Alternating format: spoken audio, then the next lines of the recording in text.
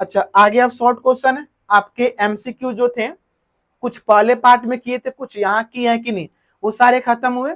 अब इसके आगे जो है हम शॉर्ट आंसर टाइप क्वेश्चन को देखने वाले हैं। ठीक है, तो शुरू करते हैं शॉर्ट क्वेश्चन को। देखिएगा, इसमें पहला क्वेश्चन लिखा है अर्ध आयु काल क्या है, मतलब हाफ लाइफ टाइम से क्या समझते हैं।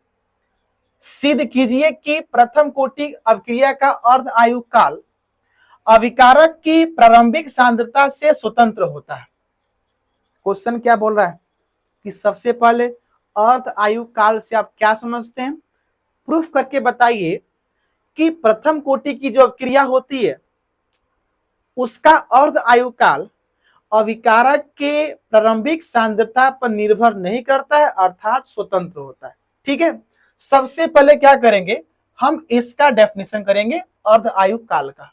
हाफ लाइफ टाइम क्या होता है इसको हम पहले डिफाइन करेंगे। हमने आपको ये लिखवाया था कि वह समय जिस पर अभिकारक की सांद्रता आधी खत्म हो जाती है, वह समय जिस पर अभिकारक की सांद्रता आधा जो है खत्म हो जाता है, वही समय अभिक्रिया का अर्ध जीवन काल या अर्ध आयु काल कहलाता है। यहां हम लिखे क्या है, एक बार पढ़ते हैं। लिखे हैं किसी रासायनिक अभिक्रिया में अभिकारक की प्रारंभिक सांद्रता को घटकर आधा होने में, बात वही है, अभिकारक की प्रारंभिक सांद्रता को घटकर आधे होने में जो समय लगता है उससे उस अभिक्रिया का अर्ध आयु काल कहा जाता है। इसे हम आमतौर पे टी हाफ से सूचित करते हैं।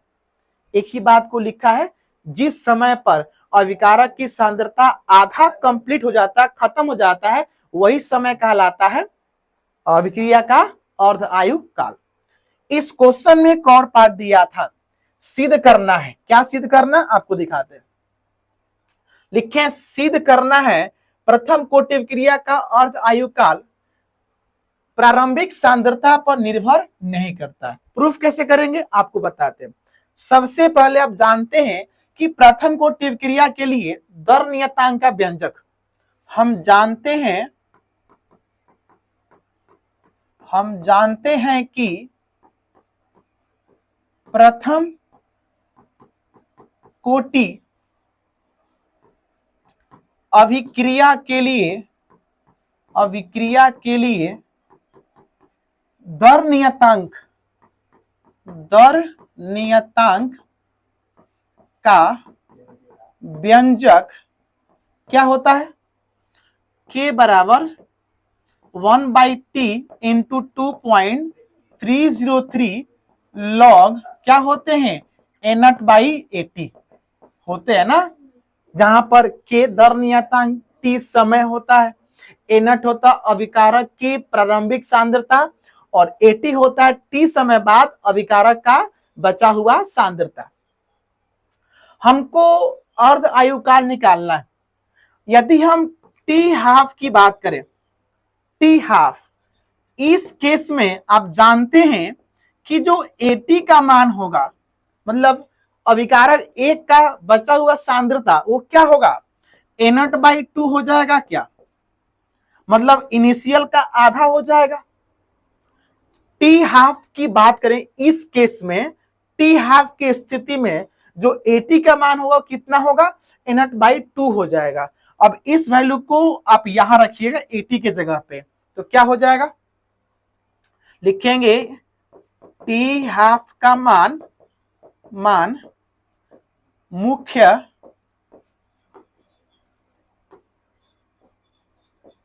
मुख्य समीकरण में रखने पर, अगर ये मान रखते हैं तो क्या हो जाएगा, आप देखिए होगा ये कि जो k का फॉर्मूला होगा, k जो कि दर नियतांक होता है, 1/t को t हाफ कर देंगे ना, टाइम कितना होगा, t हाफ हो जाएगा, इंटू 2.303 लॉग, आप यहां देखिएगा a0 तो वैसे ही रहेगा, इसको चेंज नहीं कर रहे हैं, 80 का मान कितना होगा, a0/2 हो जाएगा, a0/2 हो जाएगा। आप देखना a0 से a0 कटेगा और 2 ऊपर जाएगा ना, तो यहाँ एक काम करते हैं, T1/2 को यहां कर लेते हैं क्या, तो T1/2 बराबर क्या होगा, 2.303 अपॉन के बट्टा में आ जाएगा, और इंटू log 2 हो जाएगा क्या सीधे, 2 ऊपर जाएगा तो log 2 हो जाएगा ना, और log 2 का मान कितना होता है, log 2 का मान होता है 0.03, सॉरी 0.30, कितना होता है 0.30। आप ये मान यहां रखिएगा, तो यहां से आपको रिलेशन ये मिलेगा, टी हाफ का क्या मिलेगा, 2.303 अपॉन के और इंटू 0.30। आप इनको गुणा करना तो आपको वैल्यू मिलेगा टी हाफ का 0.693 और बट्टा में के। इतना करने के बाद आपको निष्कर्ष क्या मिला, आपको निष्कर्ष क्या मिला, निष्कर्ष ये मिला कि जो अर्ध आयु काल होता है प्रथम कोटि का, वो अभिकारक के सांद्रता पे निर्भर नहीं कर रहा है, अर्थात वो क्या होगा, स्वतंत्र होगा। इस बात को आपको यह करना पड़ेगा। निष्कर्ष क्या मिला, निष्कर्ष ये मिला, ऊपर वाले समीकरण में देखने पर यह पता चला कि अभिक्रिया का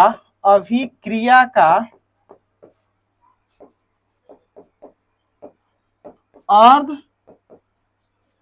आयु काल, अभिक्रिया का अर्ध आयु काल अभिकारक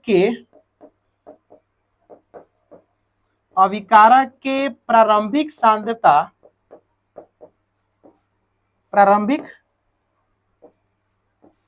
सांद्रता से क्या है, स्वतंत्र है, सांद्रता से क्या है, स्वतंत्र है। ठीक है, इतना आप करेंगे तो आपका आंसर हो जाएगा। हमने पहले क्या किया, अर्ध आयुकाल का परिभाषा लिखा, उसके बाद ये साबित किए हैं कि ये जो अर्ध आयुकाल होता है ना, किसका, प्रथम कोटि अभिक्रिया का, वो अभिकारक के सांद्रता पे निर्भर नहीं करता है, उससे क्या होता है, वो स्वतंत्र होता है। तो ये तरीका है क्वेश्चन करने का। ठीक है, चलिए हम अगले क्वेश्चन पे आएंगे। अगला क्वेश्चन ये है, शून्य कोटि और प्रथम कोटि अभिक्रिया का एक एक एग्जाम्पल लिखना है आपको। एग्जाम्पल देना है किसके लिए, जीरो ऑर्डर रिएक्शन के लिए और फर्स्ट ऑर्डर रिएक्शन के लिए। आपको हम 4 लिखवाए थे, आपको मात्र एक एक देना है। तो हमने यहाँ पे लिखा हुआ है जीरो ऑर्डर रिएक्शन का एक उदाहरण, क्या लिखे, हाइड्रोजन और क्लोरीन के बीच प्रकाश रासायनिक अभिक्रिया। मतलब आप जानते हैं कि H2Cl2 जब रिएक्शन करते हैं सनलाइट की उपस्थिति में तो HCl बनता है, और ये रिएक्शन किसको फॉलो करता है, ये फॉलो करता है जीरो ऑर्डर रिएक्शन। तो एग्जांपल एक ये हो जाएगा। दूसरा, प्रथम कोटि के लिए क्या लिखे हैं, डाई नाइट्रोजन पेंटाऑक्साइड, N2O5 की बात कर रहे हैं, डाई नाइट्रोजन पेंटाऑक्साइड का गैसीय अवस्था में अपघटन, मतलब गैसियस स्टेट में इनका जो डिकम्पोजिशन होता है वो किसको फॉलो करता है, फर्स्ट ऑर्डर रिएक्शन को फॉलो करता है। ये N2O5 है, आपको रिएक्शन याद करने होंगे। N2O5 का डिकम्पोजिशन किए हैं तो क्या मिला हमको, NO2 और O2। ये किसको फॉलो करता है, ये फॉलो करता है फर्स्ट ऑर्डर रिएक्शन को। ठीक है, तो ये आपके 2 एग्जाम्पल होंगे। सही है, चलिए अगला मेरे पास क्वेश्चन है, what is pseudo first order reaction. आपको याद होगा ये रिएक्शन किसे कहते हैं, आप याद करिए। वैसी अभिक्रिया छद्म प्रथम कोटि अभिक्रिया क्या होता, लिख रहे हैं, वैसी अभिक्रिया जिसकी आणविकता 2 होती है लेकिन उसका कोटि कितना होता है, 1 होता है, उसे कहा जाता है छद्म प्रथम कोटि की अभिक्रिया, स्यूडो फर्स्ट ऑर्डर रिएक्शन, है ना। आपको क्लास में लिखवाए थे, देखिए क्या लिखे हमें, वह रासायनिक अभिक्रिया जिसमें अभिक्रिया का कोटि कितना हो, 1 हो, अभिक्रिया का कोटि 1 हो लेकिन आणविकता 2 हो, उसे छद्म प्रथम कोटि की अभिक्रिया कहा जाता है। इतना लिखने के बाद आपको एग्जाम्पल तो देना ही पड़ेगा। क्या लिखे? Hydrolysis of ester in acidic medium. इसका हिंदी कर लेंगे आप लोग। एस्टर का जल अपघटन किसमें? अम्लीय माध्यम में। अपघटन अम्लीय माध्यम में, ठीक है। उसके बाद आपको रिएक्शन करना होगा। ये एस्टर है, जल है, यहां पर H+ है तो कर लेंगे एसिडिक मीडियम के लिए। ये क्या बनाता है? एसिटिक एसिड और इथेनॉल, ठीक है। ये रिएक्शन का रेट लिखा हुआ है, तो रेट क्या होगा? K इंटू एस्टर का कंसंट्रेशन का पावर 1 और जल के कंसंट्रेशन के पावर 1 लिखे हुए हैं। आप देखिएगा कि यहां पे जल क्या होते हैं? एक्सेस में होते हैं। अगर जल एक्सेस में होगा, बहुत अधिक होगा, तो रेट जो है किस पर डिपेंड करेगा? ओनली एस्टर के अमाउंट यानी कंसंट्रेशन पे डिपेंड करेगा। अगर रेट एस्टर के कंसंट्रेशन पे डिपेंड करेगा तो उसका जो कोटि होगा, ऑर्डर होगा, वही रिएक्शन का ऑर्डर कहलाएगा। ऐसे देखने से इसका ऑर्डर 2 आना चाहिए, लेकिन जो रेट है वो वाटर के कंसंट्रेशन पे डिपेंड नहीं कर रहा, तो उसके पावर चाहे 2 हो, चाहे 3 हो, चाहे 4 हो, उससे कोई मतलब नहीं है। रेट जो है सिर्फ एस्टर के कंसंट्रेशन पे डिपेंड करता है, इसीलिए इसका जो पावर होगा वही क्या होगा? अभिक्रिया का कोटि हो जाएगा, ठीक है। आपको डेफिनेशन करना होगा, एग्जाम्पल करना होगा तो हो जाएगा। सही है, चलिए। हाँ जी, चौथा क्वेश्चन है चैप्टर के चौथे शॉर्ट क्वेश्चन। चौथे में 2 क्वेश्चन है, ए और बी करके। ए नंबर क्वेश्चन को पढ़ते हैं। प्राथमिक अभिक्रिया से क्या समझते हैं? What do you understand by elementary reaction? आपसे पूछा कि एलिमेंट्री रिएक्शन क्या होता है, बोले तो प्राथमिक अभिक्रिया। सेकंड बोला है अर्ध आयु काल शून्य कोटि, प्रथम कोटि, द्वितीय कोटि और nवें कोटि की अभिक्रिया की प्रारंभिक सांद्रता से किस प्रकार संबंधित है। सबसे पहले क्वेश्चन को पढ़ते हैं। प्राथमिक अभिक्रिया से आप क्या समझते हैं? एलिमेंट्री रिएक्शन क्या होता है? आप याद कीजिएगा, वैसी रासायनिक अभिक्रिया जो एक ही चरण में संपन्न हो जाती है या पूर्ण हो जाती है। वैसी रासायनिक अभिक्रिया जो एक ही स्टेप में क्या होता है? कंप्लीट हो जाता है, संपन्न हो जाता है, उसी का नाम होता है प्राथमिक अभिक्रिया, ठीक है। पहला पार्ट करेंगे हम लोग, देखिएगा। फर्स्ट पार्ट क्या लिखा है? वह रासायनिक अभिक्रिया जो एक ही पद में या एक ही चरण में पूर्ण हो जाता है, उसे प्राथमिक अभिक्रिया कहा जाता है, ठीक है। ये स्टेटमेंट लिखने के बाद कुछ पॉइंट लिखे हुए आपको करना पड़ेगा। पॉइंट क्या है? प्राथमिक अभिक्रिया में अभिक्रिया की कोटि अभिकारक के स्टोइकियोमेट्रिक गुणांक के बराबर होती है। आपको बात ये याद होगा, जितने भी प्राथमिक अभिक्रिया होते हैं उसका जो कोटि होता है ना, वो अभिकारक के स्टोइकियोमेट्रिक गुणांक के बराबर होता है। ये आपको लाइन याद होगा। सेकेंड पॉइंट क्या लिखे? प्राथमिक अभिक्रिया की कोटि कभी भी शून्य, ऋणात्मक या भिन्नात्मक नहीं हो सकता है। चूंकि आप जानते हैं कि अगर कोई रिएक्शन एलिमेंट्री है, इसका रेट लॉ से रेट क्या होगा? R बराबर K इंटू ए का पावर 1 इंटू बी का पावर कितना होगा? 1। क्यों होगा? क्योंकि आप जानते हैं कि प्राथमिक अभिक्रिया में जो कोटि होता है ना, वो स्टोइकियोमेट्रिक गुणांक के बराबर होता है। तो इसका कोएफिशिएंट कितना? 1 है, इसमें कितना है? 1 है। वही हम लिखे हुए हैं। इन पावर को जोड़ेंगे तो कितना आएगा? 1 + 1 2 आ जाएगा ना, मतलब इसका कोटि कितना होगा? 2 होगा। वो तो बात की बात है। पहली बात यह है कि प्राथमिक अभिक्रिया की कोटि कभी भी शून्य, ये वैल्यू 0 नहीं हो सकते, ये वैल्यू निगेटिव नहीं हो सकते हैं, ये वैल्यू फ्रैक्शनल भी नहीं हो सकते हैं। तो क्या लिखे हैं? कोटि कभी भी शून्य, ऋणात्मक या भिन्नात्मक नहीं हो सकता, ठीक है। तो ये 2 लाइन है एलिमेंट्री के बारे में। तो चौथे में 2 क्वेश्चन था। पहला क्वेश्चन की आप प्राथमिक अभिक्रिया से क्या समझते हैं लिखें और 2 लाइन लिखे उसके बारे में, ठीक है। सेकेंड क्वेश्चन ये था कि अर्ध आयु काल शून्य कोटि के लिए, किसके लिए? शून्य कोटि है, प्रथम कोटि है, द्वितीय कोटि है और nवें कोटि के लिए अभिक्रिया की प्रारंभिक सांद्रता से किस प्रकार संबंधित है बताइएगा। ठीक है, देखिए हम क्या लिखे हुए हैं। 4 का बी नंबर क्वेश्चन, अर्ध आयु काल शून्य कोटि, प्रथम कोटि, द्वितीय कोटि, nवें कोटि की अभिक्रिया की प्रारंभिक सांद्रता से इस प्रकार संबंधित है। ठीक है, रिलेशन देखिए, शून्य कोटि में ये संबंध होता है टी हाफ का, प्रथम कोटि में ये संबंध टी हाफ का होता, आप जानते हैं, बस कर देंगे तो हो जाएगा। सेकेंड ऑर्डर और nth ऑर्डर, आपको हम रिलेशन दिए थे nth ऑर्डर के लिए, जहां पे ये रिलेशन था।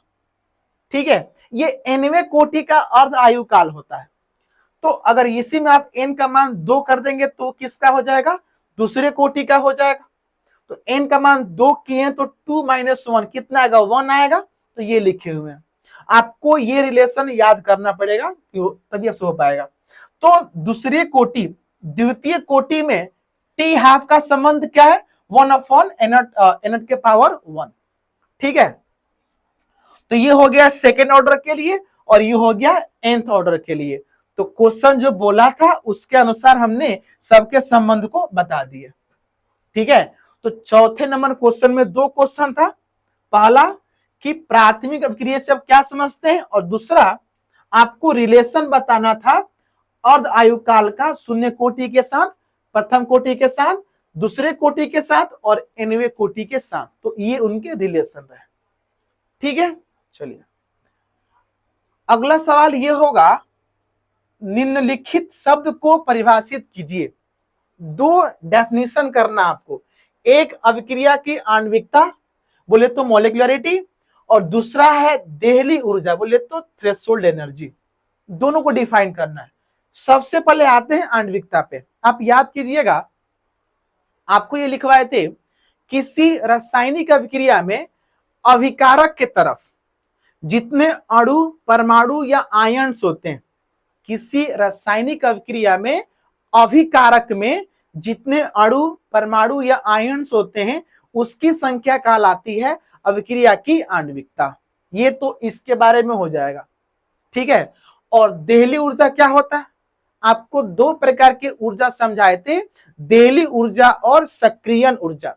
पहले हम देहली की बात करते हैं, बोले तो थ्रेशोल्ड एनर्जी। ऐसे लिखवाए थे कि वह न्यूनतम ऊर्जा जिससे कि अभिकारक उत्पाद में बदल जाता है। मतलब अभिकारक के पास वो न्यूनतम ऊर्जा होना चाहिए रिएक्शन करने के लिए। तो अब क्या लिखिएगा?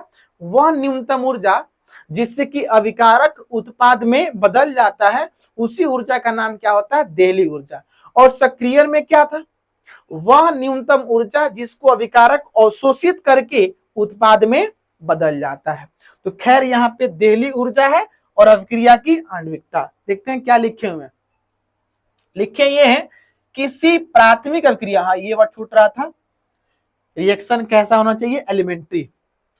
किसी प्राथमिक अभिक्रिया के अभिकारक में उपस्थित अणु, परमाणु, आयन की संख्या ही क्या कहलाती है? आणविकता कहलाती है। किसी प्राथमिक अभिक्रिया में जो अभिकारक होते हैं उसके तरफ जितने अणु होते हैं, परमाणु होते हैं या आयन्स होते हैं, उसकी संख्या क्या कहलाती है? अभिक्रिया की आणविकता कहलाती है। एग्जाम्पल लिखे हैं 1 2 3। यहां देखिएगा, अभिकारक के तरफ एक ही अणु है तो इसकी आणविकता कितनी होगी? 1 हो जाएगी। यहां देखिए अभिकारक में 2 अणु है तो इसकी कितनी होगी आणविकता? 2 हो जाएगी। और यहां देखिएगा अभिकारक में 2 और 1 कुल 3 अणु है तो इसकी आणविकता कितनी होगी? 3 हो जाएगी। ठीक है, आप ऐसे एक आध एग्जांपल को दिखा लेंगे। तो ये पहले पार्ट का आपका आंसर हो जाएगा। दूसरा पार्ट क्या था? देहली ऊर्जा था। देहली ऊर्जा वह न्यूनतम ऊर्जा जिससे कि अभिकारक उत्पाद में बदल जाता है, उससे देहली ऊर्जा कहा जाता है। रिएक्टेंट किस में होता है? कन्वर्ट प्रोडक्ट में। ठीक है, तो ये तो डेफिनेशन है, हमको ग्राफ के माध्यम से इस एनर्जी को दिखाना होगा। तो ग्राफ अभी किए थे हम क्वेश्चन में, ये हो जाएगा एक्स एक्सिस, ये हो जाएगा वाई एक्सिस, यहां पर होगा progress of reaction, progress of reaction, और यहां पे हो जाएगा एनर्जी यानी ऊर्जा।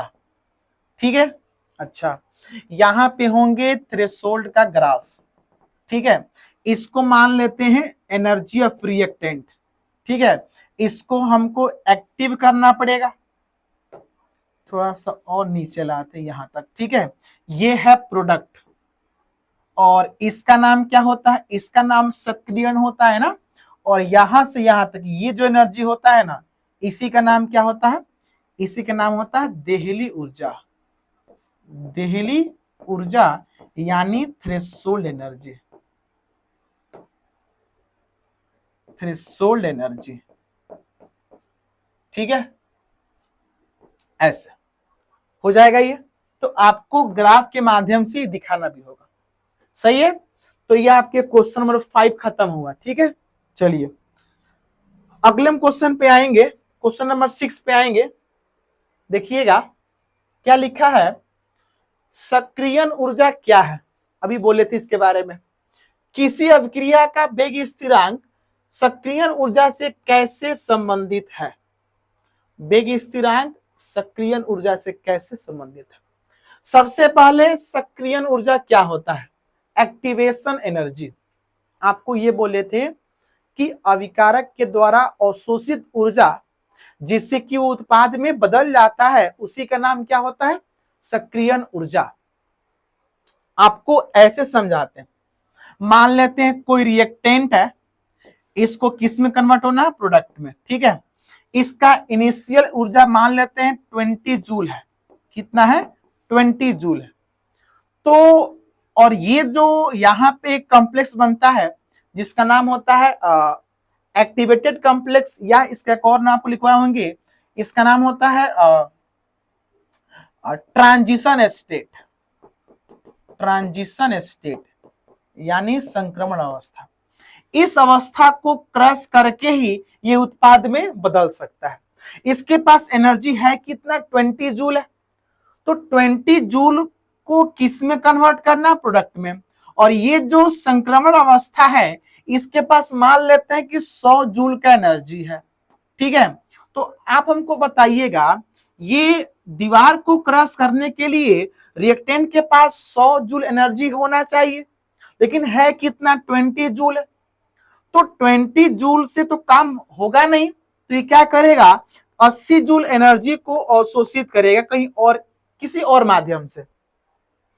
इसको 80 जूल एनर्जी दिया जाएगा टू कन्वर्ट इन प्रोडक्ट। तो 80 जूल एनर्जी जो अवशोषित करेगा ना, इसी 80 जूल ऊर्जा का नाम क्या होता है, सक्रियण ऊर्जा, जिसको हम ईए से सूचित करते हैं, ईए से सूचित करते हैं। तो इस एनर्जी को डिफाइन ऐसे कीजिएगा कि वह न्यूनतम ऊर्जा जिसको अभिकारक अवशोषित करके उत्पाद में बदल जाता है, उसी ऊर्जा का नाम क्या होता है, सक्रियण ऊर्जा। इसको हम ईए से सूचित करते हैं। देखते हैं क्या लिखें और रिलेशन भी क्या होगा। लिखें, वह न्यूनतम ऊर्जा जिससे कि अभिकारक अवशोषित कर उत्पाद में बदल जाता है, उसे क्या कहा जाता है, सक्रियण ऊर्जा कहा जाता है। इसमें एक लाइन चाहे तो आप ऐड कर सकते हैं, इसे ईए से सूचित करते हैं। इसे यहां पे आप लाइन ऐड करेंगे, इसे ईए से सूचित करते हैं, सूचित करते हैं। ठीक है, इसके बाद हमको रिलेशन बताना होगा। रिलेशन, रेट कांस्टेंट और rate constant of reaction and activation energy में क्या रिलेशन होता है। तो रिलेशन होता है के बराबर ए ई के पावर माइनस ई अपॉन आर टी, ये होता है रिलेशन। अब देखिए क्वेश्चन में दो पार्ट था, दो पार्ट क्या था, सक्रियण ऊर्जा क्या होता है, हमने लिखा हुआ उसका परिभाषा है ना, इसको ईए से सूचित करते भी कर दीजिएगा। फिर अगला पार्ट क्या है कि अभिक्रिया का वेग स्थिरांक सक्रियण ऊर्जा से इस प्रकार संबंधित है। किस प्रकार है? तो K बराबर AE के power minus E upon RT, जहां पर K क्या होता है? दर स्थिरांक या दर नियतांक, A होता है आर्हेनियस स्थिरांक या इंग्लिश में क्या होगा? आर्हेनियस कांस्टेंट, ये होता है सक्रियण ऊर्जा, R होता है गैस नियतांक और T होता है ताप। ये सब आपको लिखना पड़ेगा, ठीक है। तो ये संबंध है और ये सक्रियण का परिभाषा है, ठीक है। तो इसके बाद अगले क्वेश्चन पे आते हैं। अगला क्वेश्चन है, अभिक्रिया की दर पर सांद्रता और तापमान के प्रभाव की व्याख्या कीजिए। रेट ऑफ रिएक्शन पे कंसंट्रेशन और टेम्परेचर का क्या इफेक्ट पड़ता है, उसको आपको समझाना, एक्सप्लेन करना है, ठीक है। फिर सुनिएगा, अभिक्रिया के दर पर सांद्रता और ताप का प्रभाव। आपको हम क्लास में समझाए थे कि जो अभिक्रिया का दर होता है ना, वो 5-6 फैक्टर से प्रभावित होता है। उनके आपको नाम याद होंगे क्या? पहला आपको शायद बताए थे, अभिकारक की प्रकृति, नेचर ऑफ रिएक्टेंट। पहला क्या था? नेचर ऑफ रिएक्टेंट, मतलब अभिकारक की प्रकृति। दूसरा शायद होगा कैटलिस्ट या उत्प्रेरक। दूसरा क्या होगा? कैटलिस्ट।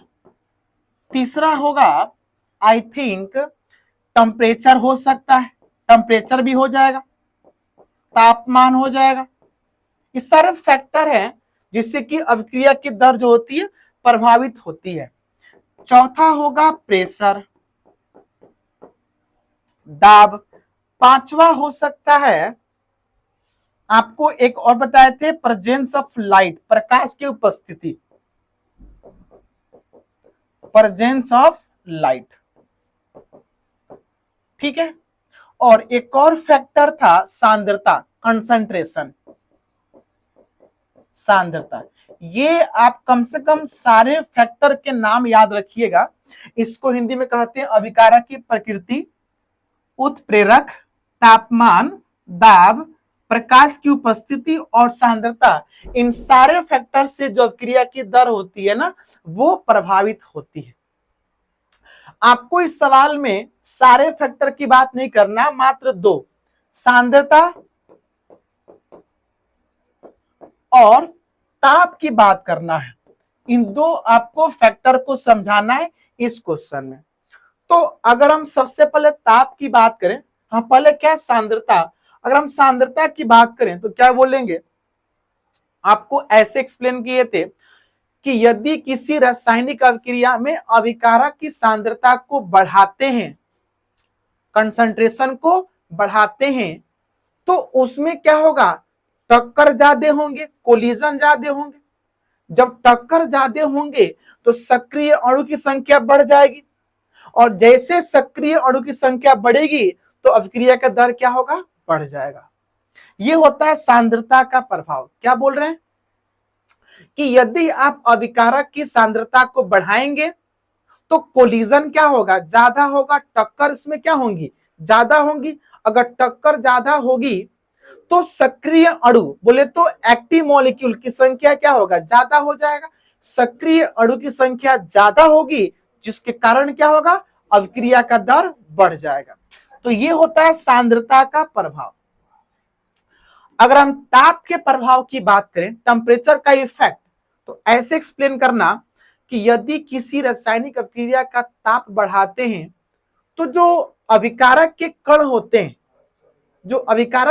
होते हैं, उसमें उनका जो गतिज ऊर्जा है वो बढ़ जाता है। गतिज ऊर्जा बढ़ने से उसमें टक्कर क्या होंगे? ज्यादा होंगे, कोलिजन ज्यादा होंगे। और जब टक्कर ज्यादा होगा तो फिर से वही बात, सक्रिय अणु की संख्या बढ़ जाएगी, तो फिर क्या होगा? अभिक्रिया का दर क्या होगा? बढ़ जाएगा। तो ऐसे अभिक्रिया का दर जो होता है ना, वो सांद्रता और ताप से प्रभावित होता है। हमने क्लास में इनकी भी चर्चा किए थे, ठीक है। देखिए इसका आंसर क्या लिखे? आंसर लिखे सबसे पहले है सांद्रता का प्रभाव। पढ़ते हैं भाषा को, क्या लिखें? अभिकारक की सांद्रता बदलने पर भी अभिक्रिया का दर भी बदल जाता है। सिंपल सी बात। क्योंकि उच्च सांद्रता में संघट ज्यादा होता है, कोलिजन क्या होता है, ज्यादा होता है, तथा निम्न सांद्रता में संघट कम होते हैं। अगर सांद्रता ज्यादा है, सांद्रता कम है, अगर सांद्रता ज्यादा होगा तो कोलिजन क्या होगा, ज्यादा होगा। जब कोलिजन ज्यादा होगा तो अभिक्रिया का दर भी ज्यादा हो जाएगा, और अगर सांद्रता कम होंगे तो टक्कर भी कम होंगे, कोलिजन कम होंगे तो दर क्या होगा, अभिक्रिया का दर कम हो जाएगा। ये होता है सांद्रता का प्रभाव। अगला क्या है, ताप का प्रभाव। लेकिन छोटे वर्ड में है, इतना चलेगा। ताप का प्रभाव क्या होता है, ताप बढ़ाने पर कण की गतिज ऊर्जा बढ़ जाती है। जो कण होते हैं उनका काइनेटिक एनर्जी बढ़ जाता है, गतिज ऊर्जा बढ़ जाता है। इससे क्या होता है, बढ़ जाता है, सक्रिय अणु की संख्या भी बढ़ जाती है, जिसके कारण अभिक्रिया का दर भी बढ़ जाता है। जब ताप बढ़ाते हैं तो जो अभिकारक के कण होते हैं उसमें उनका गतिज ऊर्जा बढ़ जाता है। गतिज ऊर्जा बढ़ने से सक्रिय अणु संख्या क्या होती है, बढ़ जाती है। सक्रिय अणु की संख्या बढ़ने से क्या होगा, उसका दर, अभिक्रिया का दर क्या होता है, ज्यादा हो जाता है। ठीक है, या आप चाहें तो इस प्रभाव को, ताप के प्रभाव को ऐसे भी कर सकते हैं। यदि किसी रासायनिक अभिक्रिया का ताप 10 डिग्री सेल्सियस से बढ़ाते हैं तो अभिक्रिया का दर 2 से 3 गुना हो जाता है। ये लाइन भी चल जाएगा, हालांकि उससे बेहतर ये लाइन है। ठीक है, कैसे होता है यहां पर समझाया गया है। सही है, चलिए, तो ये आपके क्वेश्चन का आंसर है। हम अगले क्वेश्चन पे आएंगे। अगला क्वेश्चन 8 नंबर क्वेश्चन है ये। इसमें क्या है,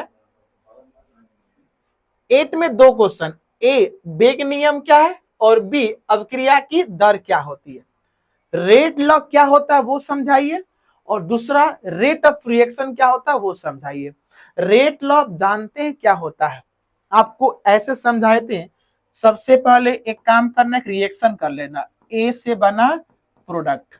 ठीक है, इसके लिए रेट लॉ कैसे लिखेंगे, रेट लॉ हो जाएगा प्रोपोर्शनल टू ए का पावर एक्स कर लीजिए, जहां पर एक्स क्या होता है, अभिक्रिया का कोटि।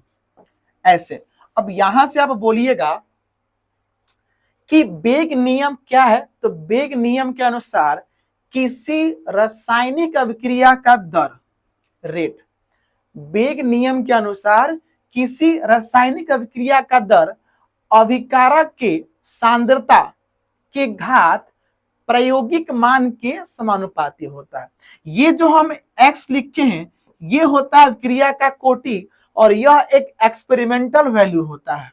ये क्या होता है, यह एक एक्सपेरिमेंटल वैल्यू होता है। हिंदी में क्या होगा, प्रायोगिक मान, प्रायोगिक मान। ठीक है, तो हम इसी को समझा रहे हैं। ठीक है, और ये ब्रैकेट में क्या है, ये है ए की सांद्रता, अभिकारक की सांद्रता। ये होता है कंसंट्रेशन ऑफ रिएक्टेंट। हिंदी में क्या होगा, अभिकारक की सांद्रता, अभिकारक की सांद्रता। अब इसी को देखकर आपको बोलना है वेग नियम को। देखिए फिर बोल रहे हैं, वेग नियम क्या है, बोलेंगे वेग नियम के अनुसार किसी रासायनिक अभिक्रिया का दर अभिकारक के सांद्रता के घात प्रायोगिक मान के क्या होता है, समानुपाती होता है। ठीक है, तो ये हो जाएगा वेग नियम। दूसरा क्या है, अभिक्रिया के दर से क्या समझते हैं, ये तो बात पहले भी हो चुकी है कि किसी रासायनिक अभिक्रिया में अभिकारक या उत्पाद के सांद्रता में प्रति एकांक समय में जो परिवर्तन होता है उससे अभिक्रिया का दर कहा जाता है। सिंपल सी बात है, रेट क्या होता है, plus minus delta C upon delta T. मतलब अभिकारक या उत्पाद के सांद्रता में परिवर्तन एकांक समय में, वही कहलाता है रेट ऑफ रिएक्शन। दोनों की हम परिभाषा लिखे हुए आपको दिखा देते हैं। देखिए, पहला है वेग नियम, क्या लिखे, इस नियम के अनुसार किसी रासायनिक अभिक्रिया का दर, मतलब रेट की बात कर रहे हैं, किसी रासायनिक अभिक्रिया का दर अभिकारक के सांद्रता अभिकारक की सांद्रता, अभिकारक की सांद्रता के घात प्रायोगिक मान के समानुपाती होता है, एक्सपेरिमेंटल वैल्यू के प्रोपोर्शनल होता है। किसी रासायनिक अभिक्रिया का दर अभिकारक के सांद्रता के घात, ये जो एक्स वाई होते हैं ना, ये कहलाते हैं एक्सपेरिमेंटल वैल्यू, प्रायोगिक मान के क्या होता है, समानुपाती होता है। मतलब ये हुआ कि आपको डेफिनेशन करने के बाद ये रिलेशन को दिखाना होगा और बेहतर हो जाएगा ये, ठीक है। जहां पर ये प्रोपोर्शनल साइन हटा तो कांस्टेंट आया, और कांस्टेंट का नाम क्या होता है, रेट कांस्टेंट या दर नियतांक, ठीक है।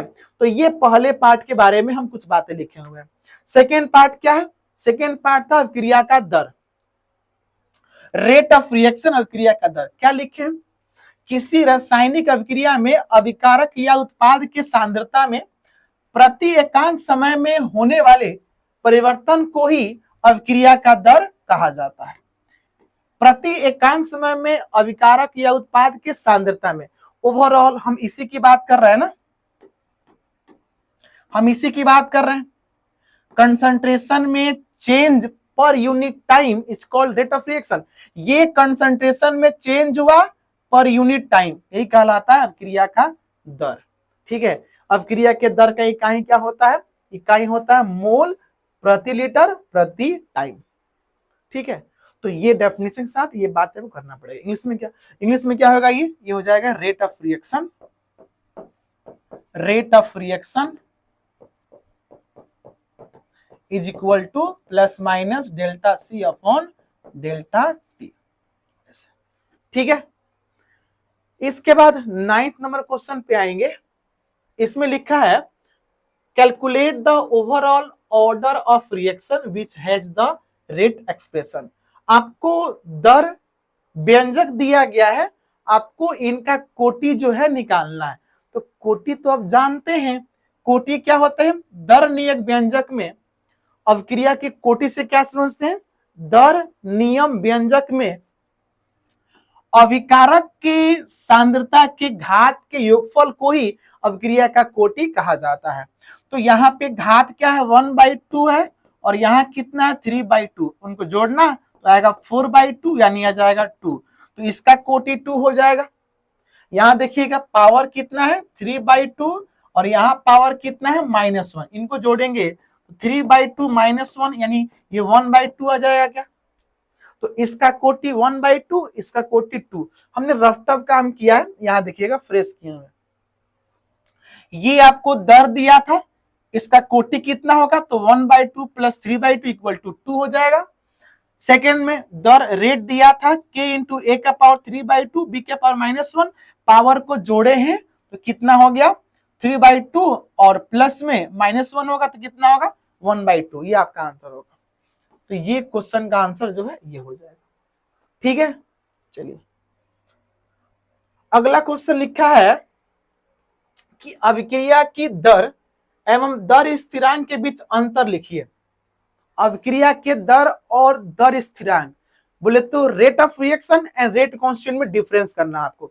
अब देखिएगा डिफरेंस क्या क्या है, यहां लिखे हुए, ये है रेट ऑफ रिएक्शन और ये है रेट कांस्टेंट। डिफरेंस क्या लिखे, सबसे पहले पहला अंतर दोनों का परिभाषा हो जाएगा। परिभाषा हम कई बार बोल चुके हैं। रेट ऑफ रिएक्शन का परिभाषा क्या होता है, क्रिया के दर किसे से आप क्या समझते हैं, तो किसी रासायनिक अभिक्रिया में अभिकारक या उत्पाद के सांद्रता में प्रति एकांक समय में जो परिवर्तन होता है वो क्या कहलाता है, अभिक्रिया का दर। क्या लिखे, प्रति इकाई समय में सांद्रता में होने वाले परिवर्तन को अभिक्रिया की दर कहते हैं। ये इसका डेफिनेशन हो जाएगा। रेट कांस्टेंट का परिभाषा क्या होगा, आपको हम ऐसे समझाए थे कि अगर मान ले कोई रिएक्शन है ए से बना प्रोडक्ट, ठीक है, और इसका रेट लॉ लिख के k इंटू ए का पावर हम n मान लेते हैं, ठीक है। रेट कांस्टेंट का परिभाषा करना है तो इनके साथ ए है जो कि अभिकारक होगा, इसकी सांद्रता मान लेंगे 1 मोलर। कितना मान लेंगे 1 मोलर। तो जब इसका मान 1 रखिएगा तो 1 के पावर n, 1 के पावर कुछ भी हो 1 हो जाएगा। तो जब ये पावर n है तो 1 के पावर n 1 ही होगा ना, तो r क्या होगा, k के बराबर हो जाएगा। तो यहीं से इसका परिभाषा बन जाता है। कैसे बोलेंगे, किसी रासायनिक अभिक्रिया में यदि अभिकारक की सांद्रता 1 मोलर कर दिया जाए, कितना, 1 मोलर कर दिया जाए, उस स्थिति में जो अभिक्रिया का दर होता है उसे ही दर नियतांक कहा जाता है, R बराबर K। फिर बोलते हैं, क्या बोलेंगे, किसी रासायनिक अभिक्रिया में यदि अभिकारक की सांद्रता 1 मोलर कर दिया जाए, उस स्थिति में जो अभिक्रिया का दर होता है वही कहलाता है दर नियतांक। ठीक है, तो उसी बात को लिखें, यदि अभिकारक की सांद्रता 1 मोलर है तो इस स्थिति में अभिक्रिया का दर को दर नियतांक कहा जाता है। यहां से परिभाषा को उठाया गया। ठीक है, तो पहला अंतर क्या हो, दोनों का परिभाषा हो जाएगा। दूसरा अंतर, दोनों का इकाई अभिक्रिया के दर का मात्रक होता है मोल प्रति लीटर प्रति टाइम, और दर नियतांक का होता है मोल प्रति लीटर के power 1 minus n into time inverse. ठीक है, उसके बाद एक और बात लिखें, आप जानते हैं कि जो दर नियतांक होता है ना, ये केवल टेम्परेचर पे डिपेंड करता है। ताप बढ़ाने पर k का वैल्यू जो है वो बदल जाता है और किसी पर डिपेंड ये नहीं करता है। तो ओनली ये टेम्परेचर का फंक्शन है, और जो अभिक्रिया की दर होती है 5 फैक्टर 6 फैक्टर पे डिपेंड करता है। आपको समझाएं तो ये तो चेंज होगा, कंसंट्रेशन चेंज कीजिए, प्रेशर चेंज कीजिए, आप टेम्परेचर चेंज कीजिए, है ना, तो ये चेंज हो जाएगा। लेकिन जो दर नियतांक केवल टेम्परेचर चेंज करने से चेंज होगा। तो हमने अंतर क्या लिखा है कि अभिक्रिया का दर सांद्रता पर निर्भर करता है, और यहां क्या लिखें, दर स्थिरांक सांद्रता पर निर्भर नहीं करता है। आप चाहें तो और बात कर सकते हैं, क्या बोलेंगे, अभिक्रिया का दर दाब पर निर्भर करता है और ये निर्भर नहीं करता है, हो जाएगा। तो आप चाहें तो और अंतर भी कर सकते हैं। ठीक है, तो ये आपके क्वेश्चन का आंसर रहा। मेरे पास अगला क्वेश्चन है, अभिक्रिया की कोटि से आप क्या समझते हैं। अभिक्रिया की कोटि उदाहरण सहित समझाइए। हमने अभी बोला था कि दर नियम व्यंजक में अभिकारक के सांद्रता के घात के योगफल को क्या बोलते हैं, अभिक्रिया की कोटि कहा जाता है। देखिए यहां लिखे हुए, दर नियम व्यंजक में अभिकारक के सांद्रता के घात के योगफल को, ये मेरे पास एक अभिक्रिया है ना, इसके लिए दर नियम हो जाएगा। इसमें अभिकारक ए और बी है, इसकी सांद्रता के पावर क्या है, एक्स वाई है, तो एक्स वाई का जो सम होगा वही कहलाता है अभिक्रिया की कोटि। इसी को देखकर यह परिभाषा बनाया गया। क्या लिखे हैं, दर नियम व्यंजक में अभिकारक के सांद्रता के घात के योगफल को क्या कहते हैं, अभिक्रिया का कोटि कहा जाता है। इसके बाद आप ये एग्जाम्पल से इसको समझा देंगे, हो जाएगा। ठीक है, चलिए अगला सवाल होगा, आर्हेनियस इक्वेशन क्या होता है, आर्हेनियस का समीकरण क्या है, इसको समझाइए। आर्हेनियस का समीकरण ये होता है, ठीक है, और ये जो समीकरण है ना, वो दर नियतांक और ताप में रिलेशन को बताता है। तो यहीं से परिभाषा बनाया गया है। वैसा समीकरण जो दर नियतांक और ताप में संबंध बताता है उसे कहते हैं आर्हेनियस का समीकरण। देखिए, वैसा समीकरण जो दर नियतांक तथा ताप के बीच संबंध बताता है उसे ही आर्हेनियस समीकरण कहा जाता है। ठीक है, यह है आर्हेनियस का समीकरण। इसमें कौन क्या लिखे हुए, के होता है दर नियतांक, ये होता है आर्हेनियस स्थिरांक, ये होता है सक्रियण ऊर्जा, आर होता है गैस स्थिरांक, और टी होता है तापमान। इतना आपको करना होगा। ठीक है, चलिए अगला क्वेश्चन है, शून्य कोटि की अभिक्रिया क्या होती है, जीरो ऑर्डर रिएक्शन क्या होता है। इसको समझाना बहुत आसान होता है। एक सबसे पहले आप अभिक्रिया मानिएगा, ए से बना उत्पाद, ठीक है, ए से बना उत्पाद या इंग्लिश में क्या होगा, प्रोडक्ट। इसके लिए दर नियम से इसका दर लिखेंगे, दर नियम के अनुसार इसका दर क्या होगा, दर हो जाएगा k इंटू ए का पावर n करेंगे ना, n नहीं, 0 होगा ना, क्योंकि अभिक्रिया कैसी है, शून्य कोटि की है, पावर कितना होगा, 0। तो जो हमको रेट मिला, क्या मिला, k इंटू ए का पावर 0। अब यहीं से आप देखिएगा a का पावर 0 कितना होगा, 1 हो जाएगा, 1 हो जाएगा, तो रेट क्या हो गया, कांस्टेंट हो गया। यहां से इसका परिभाषा बन जाएगा, कैसे, ऐसा बोलिएगा कि वैसी रासायनिक अभिक्रिया जिसका दर नियत होता है, मतलब कांस्टेंट होता है। फिर सुनिएगा, वैसी रासायनिक अभिक्रिया जिसका दर नियत होता है, अर्थात अभिकारक के सांद्रता पर निर्भर नहीं करता है ना, उसे कहा जाएगा शून्य कोटि की अभिक्रिया। फिर बोलेंगे, वैसी रासायनिक अभिक्रिया जिसका दर स्थिर होता है, नियत होता है, उससे शून्य कोटि की अभिक्रिया कहा जाता है। इसमें चाहे तो एक और वर्ड ऐड कर सकते हैं कि जिस अभिक्रिया का दर अभिकारक के प्रारंभिक सांद्रता पर निर्भर नहीं करता है, अर्थात दर क्या होता है, नियत होता है, उसे कहा जाता है शून्य कोटि की अभिक्रिया। एग्जाम्पल भी यहां कर सकते हैं हम लोग, देखिए क्या लिखे हैं, वैसा अभिक्रिया जिसका दर अभिकारक के सांद्रता पर निर्भर नहीं करता है, अर्थात दर नियतांक होता है, उससे शून्य कोटि की अभिक्रिया कहा जाता है ना। हालांकि ये लिखने के बाद आपको ये बात समझाना होगा, क्या समझाना होगा, यहां जो लिखे थे ना ये वाला पॉइंट, ये इसको लिख करके समझाना होगा कि ये शून्य कोटि की अभिक्रिया कैसे है, दर नियत कैसे होता है, ये 2-3 लाइन कर देंगे, ठीक है। मतलब परिभाषा लिखने से पहले कर सकते हैं और बेहतर हो जाएगा, ठीक है। तो ये करके फिर ये परिभाषा कर देंगे, उसके बाद क्या करेंगे, एग्जाम्पल। एग्जाम्पल क्या लिखे, शून्य कोटि की अभिक्रिया के उदाहरण। अच्छा, एक लाइन यहाँ और मेंशन की है कि ये जो होता है एक प्रकार का कॉम्प्लेक्स रिएक्शन होता है, बोले तो जटिल अभिक्रिया होती है। अच्छा, एग्जाम्पल क्या लिखे, H2 plus Cl2 gives 2HCl, example एक ये हो जाएगा। और एक और क्या लिखे, अमोनिया का डिसोसिएशन, अमोनिया क्या देता है, N2 plus H2 at high pressure, उच्च दाब पे, ठीक है। तो एग्जाम्पल एक करेंगे तो भी चलेगा। आपको क्वेश्चन कैसे करना होगा, फर्स्ट ऑफ ऑल शून्य कोटि की अभिक्रिया क्या होती है, लिखने से पहले इस बात को समझा देंगे, उसके बाद परिभाषा करेंगे और एग्जाम्पल कर देंगे, हो जाएगा, ठीक है। चलिए आगे, क्वेश्चन नंबर 14, शून्य कोटि की अभिक्रिया के 2 उदाहरण दीजिए। एग्जाम्पल तो करना है तो आपके सामने, ये H2 plus Cl2 gives 2HCl और अमोनिया का डिसोसिएशन, ठीक है, ये हो जाएगा, सही है।